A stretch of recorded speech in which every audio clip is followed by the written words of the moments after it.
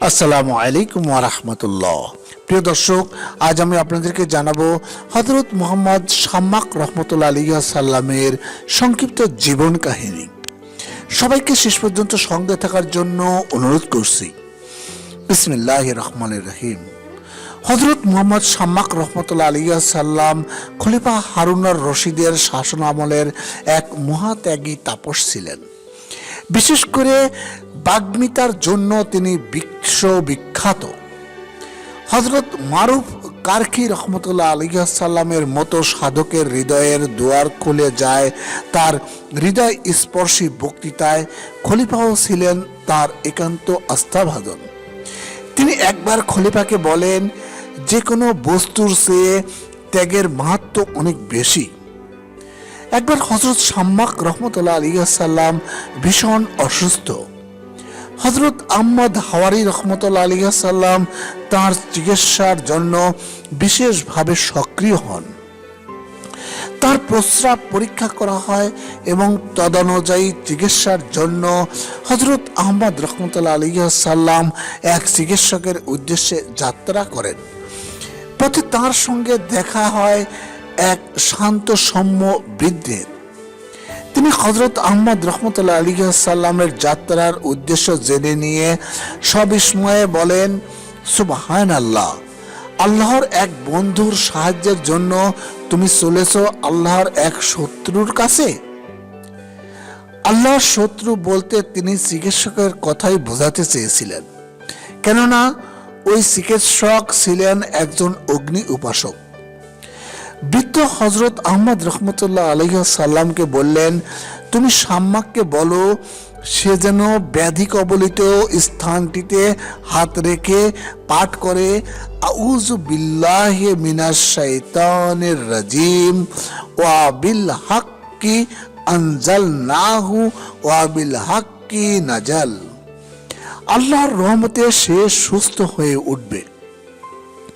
অতএব বৃদ্ধের উপদেশ শিরোধার্য করে হযরত আহমদ হাওয়ারি রহমতুল্লাহ আলাইহি সাল্লাম ফিরে এলেন হযরত মুহাম্মদ শাম্মাক রহমতুল্লাহ আলাইহি সাল্লামের কাছে এবং ঘটনাটির বিশদ বিবরণ দিলেন। হযরত শাম্মাক রহমতুল্লাহ আলাইহি সাল্লাম তার নির্দেশ অনুযায়ী তৎক্ষণাৎ উল্লেখিত দোয়াটি পাঠ করে ব্যথার স্থানে ফুঁ দিলেন, আর আল্লাহর অসীম দয়ায় সম্পূর্ণ সুস্থ হয়ে উঠলেন। কিন্তু প্রতিমধ্যে যে সৌম্য দর্শন বৃদ্ধের দেখা হলো, তিনি কে? হযরত মুহাম্মদ শাম্মাক রহমতুল্লাহ আলাইহি সাল্লাম বললেন, তিনি চিরখ্যাত মুহাত্তা খাজা খিজির আলাইহি সাল্লাম। মুহাম্মদ শাম্মাক রহমতুল্লাহ আলাইহি সাল্লাম বলেন, তাওয়াজুর অর্থ হলো নিজেকে সবচেয়ে ছোট মনে করা। তিনি আরো বলেন, প্রাচীন কালে লোকেরা ছিলেন ওষুধ সদৃশ্য, যার দ্বারা মানুষ রোগমুক্ত হয়, আর এ কালের লোকেরা বিষতুল্য, যার দ্বারা মানুষ আরো বেশি রোগাগ্রস্ত হয়।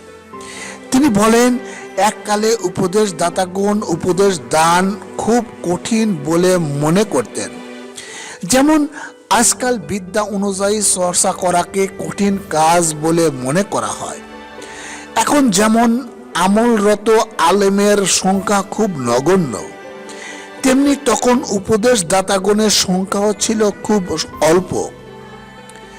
কথিত আছে হযরত মুহাম্মদ শাম্মাক রহমতুল্লাহ আলাইহি সাল্লাম অকৃতদার ছিলেন। বিবাহের প্রতি তার অনীহার কারণ হিসেবে তিনি বলেন, আমি দুটি শয়তানের মোকাবেলা করতে সক্ষম নই। আমার নিজের সঙ্গে এক শয়তান ও স্ত্রীর সঙ্গে আরেক শয়তান। এ দুটি শয়তান যদি একত্রিত হয় তাহলে আমার অবস্থা কি দাঁড়াবে? হযরত মুহাম্মদ শাম্মাক রহমতুল্লাহ আলাইহি সাল্লামের ইন্তেকাল। মৃত্যুর পূর্বে তিনি আল্লাহর দরবারে এ মুনাজাত করেন, হে প্রভু, আপনি ভালো করে জানেন আমি যখন পাপের কাজে লিপ্ত ছিলাম তখনও আমি আমার বন্ধুবর্গ ও ভক্তবৃন্দকে ভালোবাসতাম, শ্রদ্ধা ভক্তি করতাম। আপনি আপনার এ অধম বান্দার সে ভালোবাসা আর ভক্তি শ্রদ্ধাকে তার মাগফিরাতের কারণস্বরূপ গণ্য করুন। তার মৃত্যুর পর এক ব্যক্তি তাকে স্বপ্নে দেখেন। তাকে জিজ্ঞেস করা হয়, আল্লাহর দরবারে আপনি কিরূপ ব্যবহার লাভ করলেন? তিনি বলেন, আল্লাহ আমাকে ক্ষমা করেছেন এবং উত্তম আচরণই প্রদর্শন করেছেন। তবে দাম্পত্য জীবনের তথা সন্তান সন্ততির ঝামেলা ও ব্যতিব্যস্ততার যে পৃথক মহিমা, আমি তা থেকে বঞ্চিত। প্রিয় দর্শক, আশা করি সবাই বুঝতে পেরেছেন হযরত মুহাম্মদ শাম্মাক রহমতুল্লাহ আলাইহি সাল্লামের সংক্ষিপ্ত জীবন কাহিনী। যারা চ্যানেলটিতে নতুন এসেছেন তাদেরকে অনুরোধ করছি সাবস্ক্রাইব, শেয়ার এবং লাইক করার জন্য এবং সেই সঙ্গে ইসলামী বিভিন্ন বিষয় প্রচারে সহযোগিতা করার জন্য। সবাই ভালো থাকবেন। আল্লাহ হাফেজ।